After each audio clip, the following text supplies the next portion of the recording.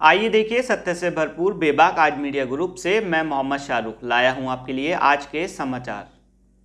Health expert के अनुसार सर्दियों में तापमान में गिरावट आती है और मनोवैज्ञानिक रूप से शरीर को गर्म रखने का संकेत मिलता है। कम तापमान नर्वस सिस्टम को एक्टिव करता है जिससे कैटेकोलाइमन का स्तर बढ़ जाता है। ये रक्त वाहिकाओं को संकुचित करता है जिससे हृदय गति, ब्लड प्रेशर और कोलेस्ट्रॉल का स्तर बढ़ जाता है। रक्त वाहिकाएं संकुचित होने पर ब्लड क्लॉटिंग भी होने लगती है। ये सभी चीज़ें दिल के दौरे का खतरा बढ़ाती हैं। हेल्थ एक्सपर्ट के अनुसार वायु प्रदूषण, फिजिकल एक्टिविटी में कमी, मानसिक दबाव, खाने पीने की खराब आदतें और इस मौसम में होने वाले इन्फेक्शन की वजह से भी हार्ट अटैक और फेलियर की संभावना बढ़ जाती है। जिन लोगों का दिल कमज़ोर है या जिन्हें पहले से कोई बीमारी है, उन्हें इस मौसम में सबसे ज़्यादा खतरा होता है क्योंकि इस समय सांस लेने में कठिनाई का सामना करना पड़ सकता है। इसके अलावा फ्लू और निमोनिया जैसी बीमारियां होने की संभावना भी इस मौसम में ज़्यादा होती है। हमारे आज मीडिया ग्रुप के विशेष प्रतिनिधि परवेज हाशमी द्वारा मुरादाबाद के वरिष्ठ हार्ट रोग विशेषज्ञ डॉक्टर संजीव कुमार सिंघल के साथ हुई एक वार्ता को आपके साथ साझा कर रहे हैं। भाइयों और बहनों, नमस्कार। मैं डॉक्टर संजीव कुमार सिंघल, हृदय रोग विशेषज्ञ, आज आपके साथ, आपके परिवार के साथ हृदय रोग के संबंध में, खासकर इन सर्दियों में जो परेशानी अक्सर देखने को मिलती है, बढ़ जाती है, उस विषय में कुछ आपसे बात करना चाह रहा हूँ। कैसे आप इस बीमारी को पहचानें, कैसे आप लोगों को बचाएं और कब आप सतर्क हो जाएं। अक्सर ये देखा गया है कि जाड़ों में बहुत सारी बीमारियां ऐसी हैं जो बढ़ जाती हैं, जैसे आपकी हार्ट अटैक हो गए, ब्लड प्रेशर हो गया, गठिया हो गया, तमाम इस तरह की बीमारियां हैं जो बढ़ती हैं। मन में हर एक सवाल आता है, क्यों बढ़ गई साहब, जाड़ों में ही क्यों बढ़ती हैं? उसकी वजह भी है। वजह ये है कि जाड़ों में ये देखा गया है कि हमारा खून गाढ़ा हो जाता है, उसकी चिपचिपाहट बढ़ जाती है। अक्सर रात्रि में सोने के 2-3 घंटे बाद 2 बजे, 3 बजे या 4 बजे ब्लड प्रेशर बढ़ने लगता है, अटैक बढ़ जाता है या हार्ट फेल में चला जाता है। सबसे ज़्यादा हार्ट अटैक जाड़ों में अर्ली मॉर्निंग 4 बजे के आसपास होते हैं। उसकी वजह है कि सबसे ज़्यादा गाढ़ापन और चिपचिपापन इसी समय मध्य रात्रि में होता है। इसकी वजह कुछ सर्दी और कुछ हमारी अपने शरीर के अंदर होने वाली हार्मोनल चेंजेस हैं। इसे हम सर्काडियन रिदम कहते हैं। ये बहुत ही नोन एंटिटी है जो कि जाड़ों में ज़्यादा दिखाई देने लगती है। अब आपका अगला सवाल होता है कि डॉक्टर साहब, इससे हम कैसे बचें, कैसे पहचानें कि साहब हमें ये परेशानी तो नहीं है। इस विषय में मैं आज सिर्फ आपको दिल से संबंधित बातों के ऊपर प्रकाश डालूंगा। और दिल से संबंधित बातों से मेरा कहने का मतलब ये है कि कैसे आप दिल की बीमारी, अटैक को पहचानेंगे। आमूनन दिल की बीमारी पहले से पता भी हो सकती है, जो कि जाड़ों में बढ़ सकती है, या पहली दफ़े हो सकती है। दोनों ही बातें संभव हैं। जिनको पता है उनको सारे सिम्टम्स पता होते हैं, वो सजग और ज़्यादा रहें।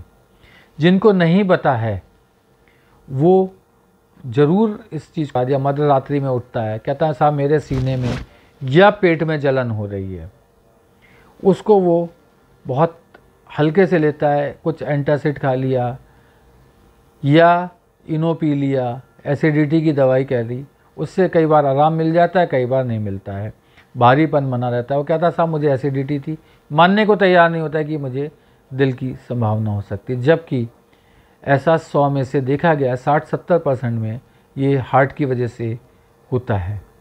उम्र का इससे कोई लेना देना नहीं है। आजकल 20-25 साल के बच्चों में भी अटैक काफ़ी देखने को मिलता है और मिस हो जाता है क्योंकि वो मानने को तैयार नहीं होते, इनके पेरेंट्स मानने को, सुनने को तैयार नहीं होते कि ये दिल की बीमारी हो सकती है। इसलिए कभी भी अगर आपको मध्य रात्रि में जलन होती है, सीने में भारीपन होता है, कुछ रखा हुआ लगता है, इसे आप कतई हल्के से ना लें। तुरंत कोशिश करें कि रात में ही डॉक्टर से संपर्क करें और कम से कम एक अच्छे ईसीजी को करा करके उसका इंटरप्रिटेशन कराएं। जाड़ों में आपको हमेशा ये अवेयरनेस होनी चाहिए कि निकटतम कहाँ पे ईसीजी की सुविधा मौजूद है और डॉक्टर जिसको क्वालिफाइड डॉक्टर देख सकता है उसको आप चिन्हित करके रखें, पता करके रखें वहाँ की रात में इस तरह की ईसीजी की सुविधा मिलेगी या नहीं मिलेगी।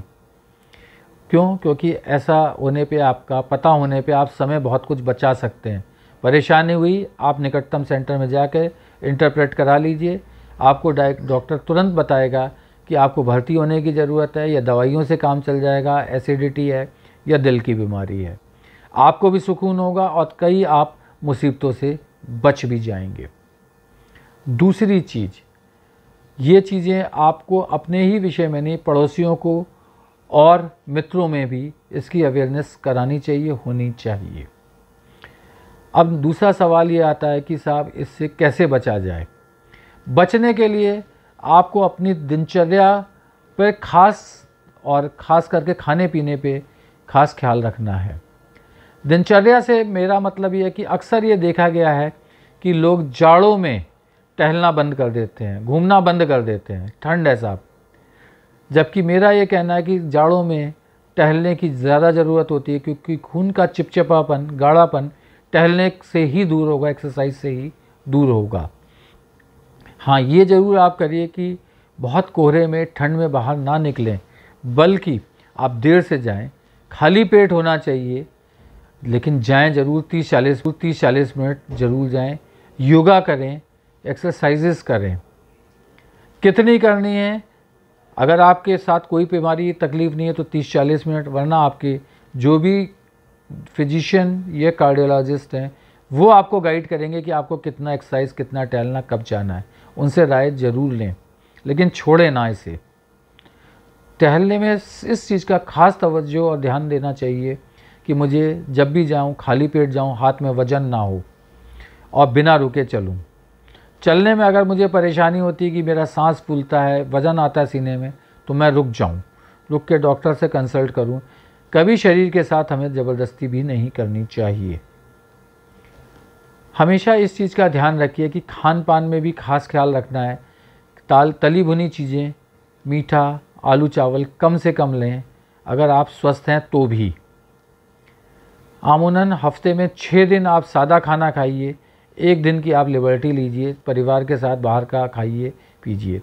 अगर कभी मजबूरी में शादी ब्याह में खा रहे हैं तो अगले दिन उसको कंपनसेट कर लीजिए, कुछ कम खा करके, कुछ फास्टिंग रह करके, ताकि आपकी एक्सेसिव कैलोरीज शरीर में ना जा रही हों। एक सबसे बड़ी जो ज़रूरत की चीज़ है, जो हर आदमी को बहुत फ़ायदा कर सकती है, वो है कि स्नान गृह में या बाथरूम में अपना वज़न नापने की मशीन इलेक्ट्रॉनिक वाली रखें और रोज़ नहाने से पहले या बाद में बिना कपड़ों में वज़न अपना ज़रूर नापें। और अगर ज़रा सा भी वज़न बढ़ता है तो एकदम सतर्क हो जाइए, क्योंकि 100, 200, 500 ग्राम कंट्रोल करना आसान है बमुकाबले 2-4 किलो। तो जैसे ही आपको ये दिखाई देगा कि आपका वज़न बढ़ रहा है, आप सतर्क हो जाएंगे, खुद ही आप कम खाने लगेंगे और कंट्रोल करने की इच्छा होगी। तो इस तरह से आप वज़न को बहुत आसानी से कंट्रोल कर सकते हैं, सजग रह करके। खान पान में आजकल तो हरी सब्जियां बहुत आ रही हैं, और वैसे भी हम लोगों की राय है कि ग्रीन वेजिटेबल, सलाद, फ्रूट्स, इन पे तवज्जो ज़्यादा दीजिए, इन पे का सेवन ज़्यादा करिए और कम कैलोरीज लीजिए, तली भुनी चीज़ें कम लीजिए, मीठे की तरफ कम देखिए। मना नहीं है, लेकिन जितना आप कैलोरी बैलेंस बना के चलेंगे उतना फ़ायदे में रहेंगे। बच्चों में ख़ास तौर पे जंक फूड को अवॉइड कराइए। 1 आध दिन की लिबर्टी दीजिए, मना किसी चीज़ का नहीं है, लेकिन आउट ऑफ कंट्रोल नहीं होना चाहिए। उनका मेजर डाइट नहीं बननी चाहिए जंक फूड। मेजर डाइट का मतलब है 70-75% आपकी डाइट हेल्दी ग्रीन वेजिटेबल सलाद ही होनी चाहिए। तो ये तो मेरा होना जो कि बाईं तरफ जा रहा है, बहुत इंपॉर्टेंट सिम्टम है, इसको कभी मिस मत करिए। तुरंत डॉक्टर से कंसल्ट करिए, क्वालिफाइड डॉक्टर को कंसल्ट करें, आपको फ़ायदा रहेगा। ईसीजी ज़रूर कराएं, डॉक्टर नहीं कर रहा है तो भी कराएं, कह के कराएं कि साहब ये है तो नहीं। बार बार कराएं, 4 बार कराने में हो सकता है 1 बार में बीमारी पकड़ में आए, तो इसमें कभी भी कंजूसी शरीर के साथ ना करें। हर 3 से 4 महीने में कंप्लीट लिपिड प्रोफाइल वगैरह पूरी जांचें कराएं, तभी आपको जो है इसको आप कंट्रोल में कर पाएंगे। तीसरी चीज़, आप इन जांचों को अपने तक सीमित ना रखें, डॉक्टर से पूछ के कराएं, जिसमें लिपिड प्रोफाइल है, लिवर के टेस्ट हैं, गुर्दे से संबंधित टेस्ट हैं, थायराइड से संबंधित टेस्ट हैं, यूरिन है, और उनसे राय ज़रूर लें। अगर नॉर्मल है तो भी राय लें कि साहब ये ठीक है या नहीं है। खुद अपने आप अपना इलाज ना करें, ना दूसरों को राय दें, क्योंकि हिंदुस्तान में 100 में से 90 डॉक्टर अपने को डॉक्टर से कम नहीं मानते और हमेशा राय देने के लिए उपस्थित रहते हैं और नुकसान कर जाते हैं। आप राय डॉक्टर के विषय में दे सकते हैं कि साहब आप डॉक्टर को दिखाएं, लेकिन क्या करना है, क्या नहीं करना, क्या बीमारी है, इसके विषय में अपने एक्सपीरियंस को शेयर करके और दवाइयों को इस्तेमाल कराना या करना गलत है। जो भी डॉक्टर आपको दवाई बता रहा है उसको नियमित रूप से समय से लेना आपकी जिम्मेवारी है। कोई भी बदलाव अपनी मर्जी से ना करके अपने डॉक्टर के हाथों ही करवाएं। दूसरी चीज़, सिम्टम में दर्द, जो मैंने अभी आपसे कह रहा था कि जो पेन हो सकता है वो गले में भी कई बार आ सकता है, कई बार आपके जबड़े में खास तौर पे बाईं तरफ आ सकता है, दांत के दर्द के फॉर्म में भी आ सकता है, दाईं तरफ भी सीने में आ सकता है और पीठ में भी जा सकता है। इस प्रकार का अगर दर्द होता है तो डॉक्टर से कंसल्ट करें और जितनी जल्दी हो, यानी कि अगर आप दर्द के समय आप ईसीजी करा के और कंसल्ट कर रहे हैं तो 100 में से 90% 95% चांस है कि हम बीमारी को पकड़ लें। दर्द ख़त्म होने पर हो सकता है हम बीमारी को मिस कर जाएं, डॉक्टर कहे कि साहब सब ठीक है, कोई ख़ास बात नहीं है। लेकिन अगर दर्द के समय, परेशानी के समय वो आपको देख रहा है तो 90% चांसेस हैं कि आपकी बीमारी पकड़ में आ जाती है। उससे संबंधित और जो भी टेस्ट होने चाहिए वो आपको डॉक्टर ही गाइड करेगा।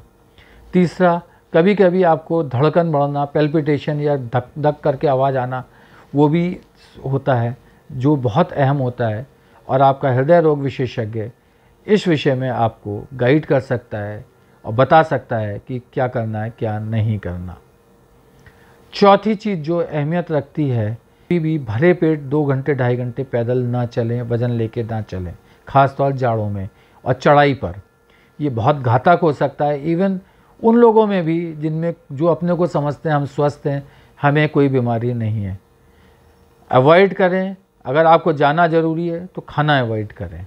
ये बहुत अहमियत रखता है इस चीज़ को। जाड़ों में गुनगुने पानी से नहाएं, ठंडे पानी से हमें कोई ज़रूरी नहीं कि हम नहाएं और अपने को स्वस्थ महसूस करें। गुनगुना या गर्म पानी आपको कई चीज़ों से बचाएगा। तो ये जाड़ों के इसमें इन बीमारियों से बचाव आप खुद कर सकते हैं, डॉक्टर तो सिर्फ आपको सलाह दे सकता है। तो अपनी बीमारी के लिए आप खुद जिम्मेवार हैं, उसकी रक्षा, अपने शरीर की रक्षा सुरक्षा आपकी जिम्मेवारी है। डॉक्टर सिर्फ दवाई और गाइडेंस दे सकता है, पालन करना आपका एक कर्तव्य है। ऐसा करने पे आप और आपका सुरक्षित परिवार हमेशा रहेगा। हमारी भी यही इच्छा है कि आप और आपका परिवार सुरक्षित रहे। इन शब्दों के साथ मैं अपनी वाणी को विराम देता हूँ। बहुत जल्दी आपको हृदय से संबंधित, ब्लड प्रेशर से संबंधित दूसरी बीमारी पे प्रकाश डालूँगा, उनसे बचाव के तरीके बताऊँगा। और मैं चाहता हूँ कि ये जो भी मैंने आपसे बात करी है, आप ज़्यादा से ज़्यादा लोगों से इस विषय में बात करें। मुझे अपने नाम की चिंता नहीं, आप अपने नाम से करें, क्योंकि ये बचाव के तरीके हैं और आप बहुतों की जान इस तरह से बचा सकते हैं। फिर पुनः मैं कामना करता हूँ कि आप और आपका परिवार सुरक्षित रहे। धन्यवाद।